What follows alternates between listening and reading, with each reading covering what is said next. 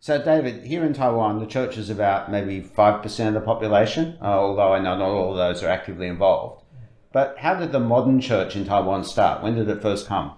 Well, in the modern era, the first missionaries that came here were in about 1865. They were Presbyterian missionaries, and Taiwan was a very different place. It was more like a frontier island.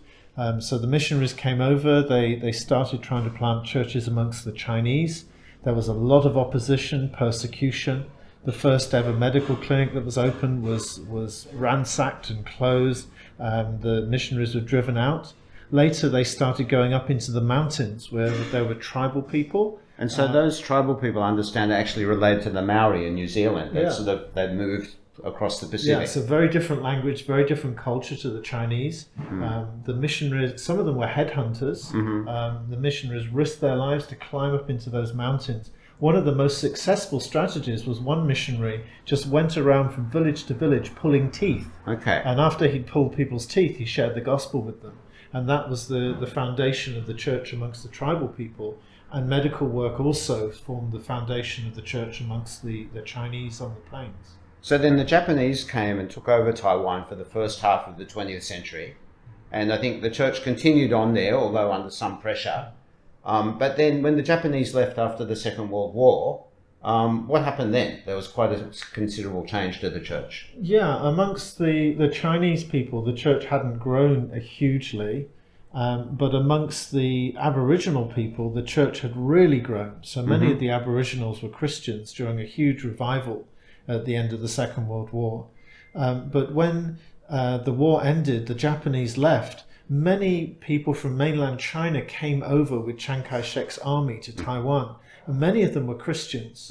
But they tried to go to the local Presbyterian churches, and they couldn't understand the language. The local churches were all Mandarin speakers from China. Yeah, the local churches were using Taiwanese Hokkien, and they were all Mandarin speakers. So many of them began to start their own churches. And at that time, many of the missionaries who'd been kicked out of China also came over. Well, this was a refugee community of over 1 million people.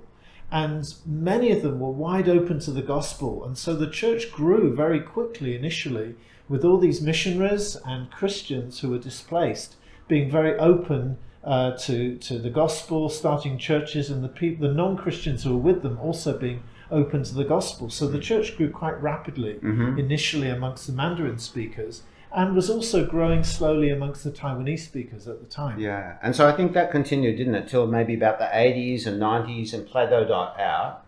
But in the last 20 years, we've also seen a new burst of growth in, what would you call them, sort of modern, trendy urban churches, mega churches?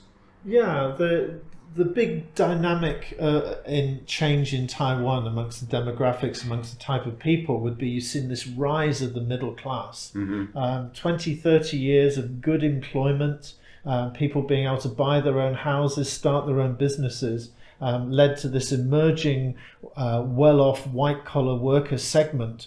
And many of these became Christians. This led to the rise of the mega churches, huge cell churches of thousands of people in some of the big cities. But this is just mostly in the big cities and mostly amongst the middle class. Where the gospel hasn't really penetrated is in the countryside or amongst the working class in the cities. So the middle class churches are actually quite evangelistic and trying to reach out to their friends, their colleagues and so on, but somehow it hasn't really spread from them to the rural areas or to the more working class communities that are still very largely unreached. That's right. So when you talk about 5% maybe as a figure for Christians in Taiwan, if you go into some of the rural areas, it could be 0.5%.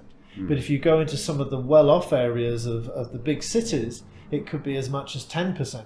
So Christians are not evenly distributed, either geographically or amongst the community. And so that's the real mission field and the challenge for us today, to try and reach those communities and also mobilize local churches to see those needs in their midst amongst working class, amongst rural peoples. Yeah, thanks, David.